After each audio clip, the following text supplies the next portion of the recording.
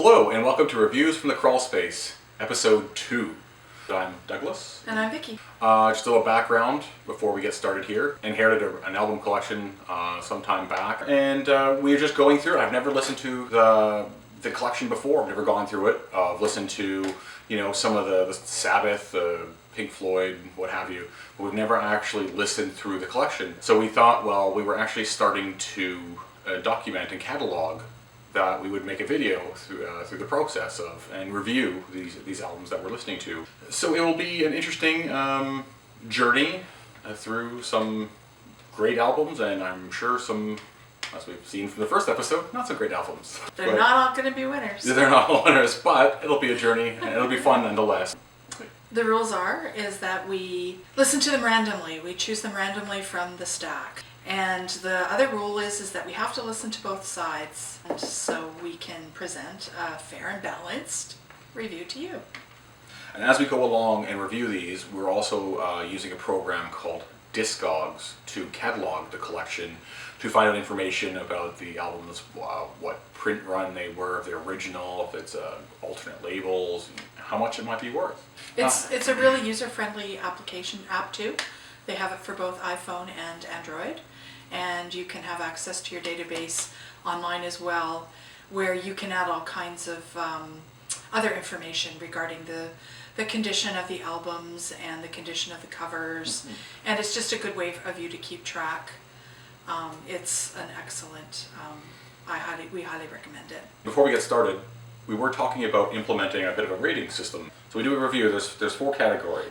The first one is the dumpster. To the dumpster it goes. Self-explanatory. More or less, fuck that album. We don't want to hear you anymore or see you anymore in our collection. The second one is back to the crawl space, which we'll go back into the crawl space and we'll pull it out again another 25 years and give it a listen. And the next one is collection worthy, where we will keep it out in our collection and we'll spin it from time to time, and then we have hell yes, let's spin that one again. So those are obviously the ones that we love, and you can drop us a comment in this section below and tell us whether you agree. Like and subscribe. And like and subscribe. Start YouTube whoring, yes. All right, here we are. First up today, Vicky will do the Savannah impression here. All right, the very first one is Duke Ellington. He's not performing, he's leading the orchestra, so it's the Duke Ellington Orchestra. Yeah. The second one is the Manhattan Transfer. And the third one is Lionel Richie, Can't Slow Down. So those are the 3 albums that we will be reviewing today. And those 3 albums are not part of the original collection. Okay, the first album we're going to talk about here is the Duke Ellington Stereophonic Experience. Like I had mentioned, he isn't playing, but he is leading the orchestra, and the orchestra is, I'd probably say like all-star with his buddies and stuff. Mm-hmm. Really, really good stuff. So just a little bit of history for those of you who don't know or are familiar with Duke Ellington. His name was Edward Kennedy Ellington, or Duke Ellington. He was an American composer, pianist, and band leader of a jazz orchestra, which he led from 1923 until his death in 1974. So he had a career that spanned over 50 years. This one was a real flashback to my childhood for me because, as I mentioned in the last episode, my dad was a jazz musician. And so we grew up on a lot of the songs that are on this album. We grew up around little clubs and my dad and his buddies out playing on a Saturday afternoon. Like jazz and big band kind of stuff. Yeah, jazz and big band kind of stuff, which is, close to my heart because of that. Yeah. So I really liked this album. I liked it a lot. There's some pretty famous tracks on here. Take the A Train, which I was very familiar with. Don't Get Around Much Anymore, and East Side, West Side, which are 3 of the more popular songs that are on here. Side A was a bunch of slower tunes. Yeah, side A was definitely a lot more chill, kind of big band, slower jazz kind of stuff for sure. I was actually a little surprised at that. And it's we'll get into the whole talk about side A and side B and how we've already found a pattern. But yeah, side 1, and it's not that to say it was bad in any regard. No. It was much more chill. No, because Take the A Train is on that side, and that's one of the more There was also the last song on better that side. better known to. Yeah, it was. Yeah. So by the time you get to side two, like side two is popping. It's up tempo. All the songs are up tempo. It's much faster. It's I actually enjoyed this second side. Okay, and side two. There's a song on here called Jack the Bear, and it has some of the most awesome stand-up bass on it. I'm kind of a fan of cellos and stand-up bass, so whenever I hear that in the music, I can kind of pick it right out. Another one is Don't Get Around Much Anymore, and they had a special guest on this album. So B.B. King did the vocals on that one, which was very, very cool. There's a lot of fantastic solos on the second side, and it was, like we've mentioned before, it's much more upbeat than side A. Yeah, I'm going to agree. Like side two is, like I said, it was humming along pretty good. Jack the Bear, I liked, obviously East Side, West Side, but I'm not familiar necessarily with the other three songs. It's Jack the Bear, Don't Get Around Much Anymore, Main Stem, Mood Indigo, and then East Side, West Side. And Jack the Bear and East Side, West Side for sure. Like she said, there's a great bass line in Jack the Bear. That sounds really good. And yeah, it's just funny how the second sides, or B-sides, or side two seem to be the more interesting. And it's just weird from a standpoint that, we're so used to digital age where we can just pick songs. We don't have to listen to whole albums like that. It doesn't apply anymore. But there was clearly some thought put into making people want to listen to the other side of the album. Yeah, because you would think that it would be, the side A would be the one that everyone, or side one would be the one that everyone would want to listen to, and that they'd load that up. But we've definitely noticed a pattern. Before we get into the specifics about the album, let's give it a rating using our new shiny rating system. I guess I'll start this off, and I'll just go with It's a hell yes. Yeah, hell yes, thank you. Yeah, we came up with a system, and I still got use hell yes is Duke Ellington for sure. So the album itself, both the vinyl and the cover are in pristine condition. Yes, album's in great condition. Yeah, and the price range on this album is from the lowest $7.77. The mid is $10.95, and if it's in really great condition like ours, it's worth $14.13. Yeah, and from what I've been able to tell, number-wise and label-wise, it looks like an original pressing. It's not a reissue or anything like that. It looks like an original Canadian spin. So, first one down, Duke Ellington. Hell yeah.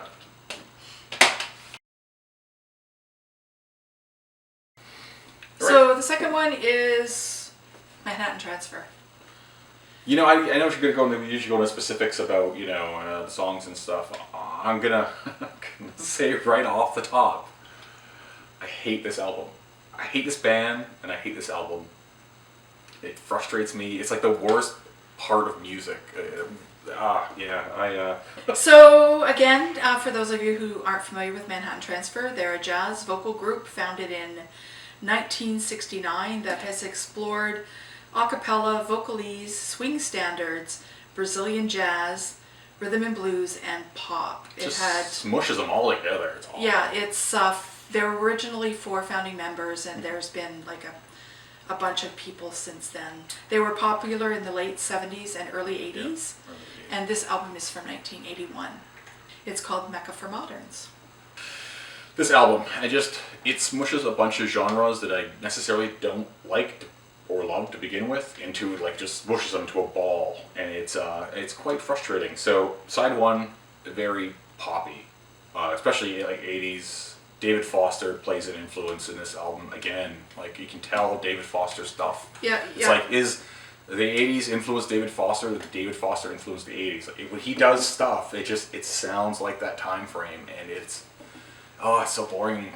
So side one was very, like Doug said, very pop oriented. Yeah. And I recognized a song that had a lot of airplay, radio play, called Boy from New York City, and that was probably one of the most popular songs on that side.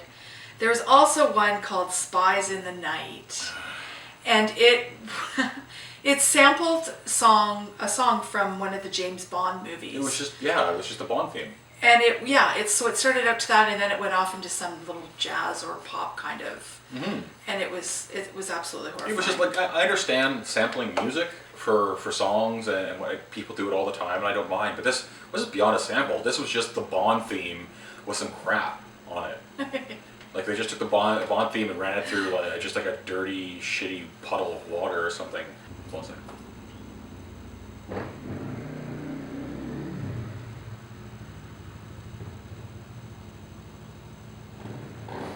So then now we'll move on to side 2. It was more jazz oriented, which Straight up. yeah. If I really didn't like this album, but if I had to pick a side between these two, it's side 2 because of the jazz influence that it had. Yeah, it stripped away that stupid crap of the late 70s, early 80s of just that poppy synth nonsense, and it's just becomes straight up jazz. And and it's nothing that I'd listen to ever again, but it was a lot more tolerable than the first side. I was less angered by the second side, where I just didn't want to just use it as a as a weapon to defeat zombies. So there was one song that we decided. What did you say? It was kind of like it had a Frank Zappa feel to it. Yeah, it's like Frank Zappa, but if you had brain damage and no talent. It was just, oh my god, I just want to punch Manhattan Transfer in the belly. It's a big yawn. It's yawn. Okay, into the nitty gritty. The album itself, great condition. I would imagine nobody's actually ever listened to it, probably. The vinyl looks new, it's not scratched anywhere. I think it is first run Canadian, so original pressing, and so the price range, the lowest is, at the time of looking for this, was 66 cents. And that's too much to pay for it. Way too much. You could probably go down to the landfill and pick up a stack of these, and they're probably in mint condition still. So the low of 66 to the high of $8. Please don't spend $8 on this album. If you want it, here it is. Come get it. Let's give it a rating system. Oh, this one is definitely, for me, dumpster. Yeah, dumpster. I never want to see this album again. I can go to the dumpster with all those, the Atari ET game cartridges. Like, just send it off. This is terrible. It's a terrible thing to do to music.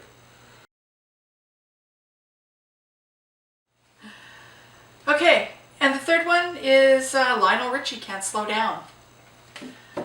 So Lionel Brockman Richie Jr. is an American singer, songwriter, actor, and record producer. In 1968, he was a member of the funk and soul band called the Commodores. And then he launched his own solo career in 1982. So this is one of his solo albums. It's from 1983, and it's his second solo album I have noted here. Okay, on side 1, track-wise, I'm not a huge Lionel Richie fan, but I'm aware of his stuff, and this album has, some hits on it. Yeah, it does, considering that, it had All Night Long, Penny Lover, Stuck on You, which, I have to say, I really noticed that the opening guitar riff of that song sounded so much like Operator by Jim Croce. Yeah, and in fact, you had played a sample of that Jim song, and it was really, I don't know if he sued him or not, but I would look into it. It was really... Jim Croce's dead, but there you go. It's a state band. Get him out of the ground and sue. But yeah, it was, I agree with you, it was really, really similar, and it kind of surprises me somewhat, because I thought Lionel Richie was a little better than that, but... So yeah, you're right, those songs on there, even I know.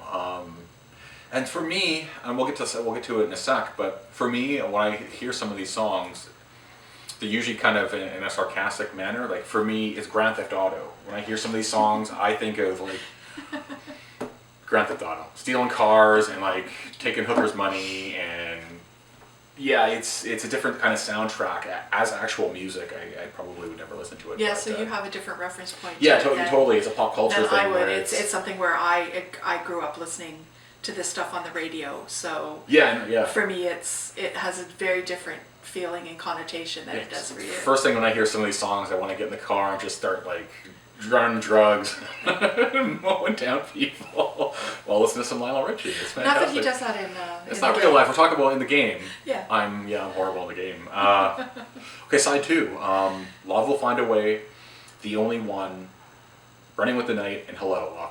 Hello for sure. So yeah, taking this album as a whole, almost every single one of these songs was a hit for him. To some degree. Yeah. They were pop songs, for sure. David Foster's reign of terror continues. Like, here he is again. Honestly, 80s, man. Get some new material here. David Foster again produced some of these tracks with Lionel Richie, and it's got that feel. Okay, so what I wanted to mention here is that the vinyl itself, I don't know how to gauge weight or thickness or whatever the standard is, but this is by far the thinnest actual vinyl. It's like paper. You could push your finger through it. It's really, and it doesn't sound that good neither compared to some of the other older ones. Like the Duke Ellington one sounded great compared to this. It's in good condition. Vinyl's in great condition. The outside's in great condition. I think that it all matches for the first Canadian run. Price-wise, the cheapest one is $1.99. That's in the worst condition. Worst condition, and the high end is $5.32. You know, kind of thinking about it now, it's kind of weird that the high end for Manhattan Transfer was. I mean, I don't like Lionel Richie or anything, but that's a better album than that Manhattan Transfer nonsense. So ratings. For me, it's Crawlspace because, like I said, it's a soundtrack of my growing up years. So I would pull it out and listen to it once in a while. Dumpster with fire. Okay, All right, so that's it for today. Thank you very much for joining us. We'll wrap this up here. Leave your comments below in the comment section. Comments. Subscribe, like it. Don't like it. Tell us maybe something we could do differently, or if there's information that you want to hear. Shorter, longer, just let us know so we have an idea. So thank you very much, and we'll see you next time.